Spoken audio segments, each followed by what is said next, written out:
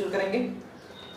Lesson का नाम है, पहला चैप्टर लेसन का नाम है व्हेन, वेयर एंड हाउ, यानी कि कब, कैसे और कहाँ। ठीक, और इसका पहला आपका जो टॉपिक होता है व्हाट इज हिस्ट्री, इतिहास क्या है। तो हम लोग जान लेते हैं कि इतिहास क्या होता है।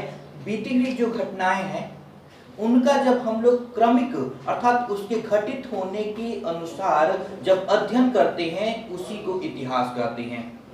बीती हुई घटनाओं को उसके घटे हुए क्रम में अर्थात उसके तिथियों के आधार पर अध्ययन करना ही इतिहास कहलाता है। ठीक, इतिहास जो होता है वो हमारे लिए काफी ज्यादा महत्वपूर्ण होता है, क्योंकि इतिहास से हमें पहले के लोगों के जीवन के बारे में पता चलता है, उनके खान पान, रहन सहन, पहनावे, जो रिचुअल्स होते हैं अर्थात जो धार्मिक या सामाजिक राजनीतिक प्रक्रियाएं होती हैं जो उनके द्वारा उस समय की जाती थी, उन सब के बारे में हमें जानकारी प्राप्त होती है। इसके साथ ही साथ हमें ये भी पता चलता है कि पहले के लोग आखिर किस तरीके से रहना शुरू किए, कैसे उन्होंने सोसाइटी का निर्माण किया अर्थात समाज का निर्माण किया, आखिर ये सब घटित कैसे हुआ।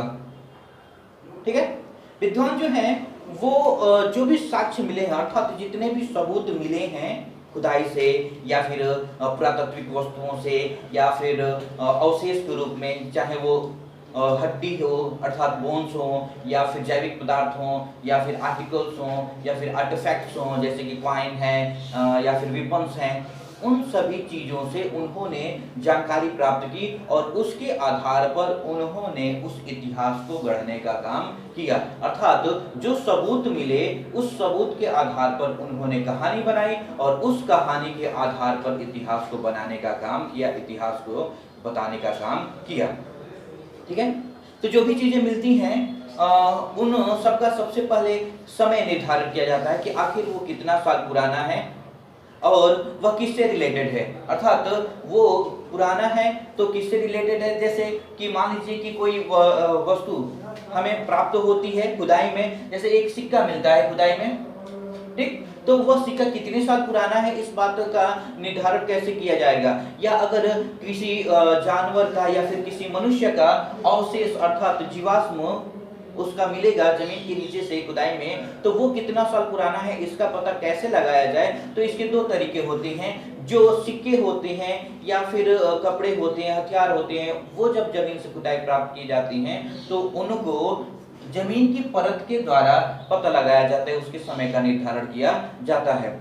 पृथ्वी पर जो परतें हैं मिट्टी की वो क्या कहते हैं एक निश्चित अवधि के दौरान बनी हुई हैं, और जब कोई वस्तु जितनी परत के नीचे पाई जाती है उसकी परतों को गिनकर हम उसकी अवधि का गणना करते हैं, उसके समय की गणना करते हैं। ठीक इसी तरीके से जो बोन्स पाए जाती हैं अर्थात हड्डियां पाई जाती हैं, उन हड्डियों को उसके समय अवधि निर्धारित की जाती है कार्बन 14 के द्वारा, जिसे हम लोग R14 के नाम से जानते हैं। जब तक मनुष्य जिंदा रहता है या जीवित प्राणी जीवित रहते हैं वो वायुमंडल से कार्बन 14 यानी कि R14 को ऑब्जर्व करते रहते हैं, लेकिन जैसे ही उनकी मृत्यु हो जाती है उनका शरीर R14 को ऑब्जर्व करना बंद कर देता है और एक निश्चित मात्रा में R14 उनकी हड्डियों से बाहर निकलता है। जब कोई भी जैविक पदार्थ पुरानी हड्डियां इत्यादि जीवाश्म मिलती हैं तो सबसे पहले यह पता किया जाता है कि उस हड्डी में कितनी R14 थी और उस हड्डी से कितना R14 रिलीज हो चुका है, उसके आधार पर उसके समय की गणना की जाती है। ठीक, अब हम लोग चलते हैं टाइम एंड डेट्स अर्थात उसके टाइम और समय का गणना किया जाता है। टाइम और डेट जो होता है वो काफी ज्यादा महत्वपूर्ण होता है इतिहास की संरचना करने के लिए, क्योंकि बहुत सारी चीजें मिली हैं, बहुत सारी ऐसी घटनाएं हैं जिसके बारे में हमें कुछ पता नहीं है, कुछ सबूत भी हैं तो अधूरे हैं, इसलिए उनका समय निर्धारण करना अति आवश्यक हो जाता है। ठीक, तो जो विद्वान हैं उन्होंने समय को 3 भागों में बांटा है अर्थात घटनाओं को 3 हिस्सों में रखा है। इसको एक पहले को कहते हैं प्री हिस्टोरिक अर्थात प्राक ऐतिहासिक जो बहुत ज्यादा पुरानी है। ठीक है, दूसरा होता है आपका प्रोटो हिस्टोरिक अर्थात मध्य प्राक इतिहास अर्थात मध्य अवधि, और तीसरा होता है हिस्ट्री अर्थात इतिहास, जिसके बारे में हमारे पास साक्ष्य मौजूद हैं।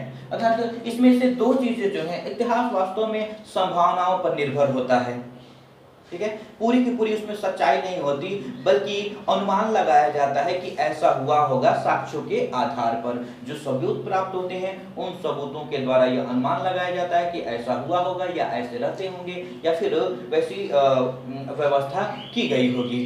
ठीक, तो जब हम लोग चलते हैं और देखते हैं डेटिंग को अर्थात टाइम को और समय को, तो उसको इतिहास को, पुराने समय को 3 भागों में बांटा गया है, प्री हिस्ट्री, प्रोटो हिस्ट्री और हिस्ट्री।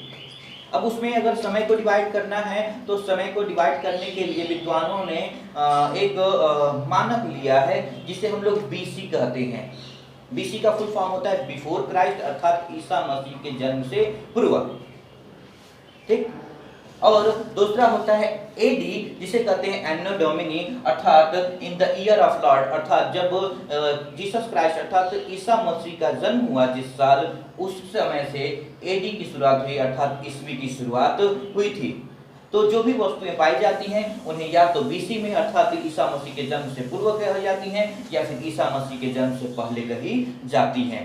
लेकिन आधुनिक समय में इसे BCE और CE के नाम से जानते हैं अर्थात बिफोर कॉमन ईरा।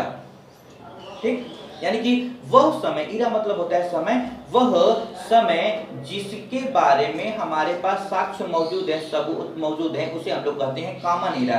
और जिसके बारे में हमें साक्ष्य नहीं मौजूद हैं अर्थात अनुमानित हैं, उन्हें हम लोग कहते हैं बिफोर कॉमन ईरा। ठीक है, तो इसे 2 भागों में बांटा गया है, before common era and common era. जैसे इसका एक अच्छा सा उदाहरण देते हैं, जैसे कि भगवान बुद्ध का, महात्मा बुद्ध का जन्म कब हुआ था, तो हम उनको लिख सकते हैं 563 BCE। भगवान बुद्ध का जन्म 563 यानी 563 BCE में हुआ था अर्थात बिफोर कॉमन ईरा में हुआ था। अगर इसका हम लोग CE का उदाहरण देखें तो हमारा देश कब आजाद हुआ, तो 1947 CE अर्थात 1947 कॉमन ईरा में हुआ था। तो इस तरीके से समय को डिवाइड किया गया है। वर्तमान समय में BCE और CE का प्रयोग किया जाता है, इससे पहले BC और AD का प्रयोग किया जाता था। ठीक है, अब इनका प्रभाव कैसे होता है, कब कब कैसे कैसे इसमें बदलाव आए, और भी कौन से ऐसे स्रोत होते हैं जिसके द्वारा हम इतिहास को जान सकते हैं और इतिहास हमारे लिए क्यों महत्वपूर्ण है, इसके बारे में हम लोग अगले वीडियो में पढ़ेंगे। इससे रिलेटेड जितने भी क्वेश्चन होंगे आप हमसे हमारे व्हाट्सएप पर या कॉल करके पूछ सकते हैं। धन्यवाद।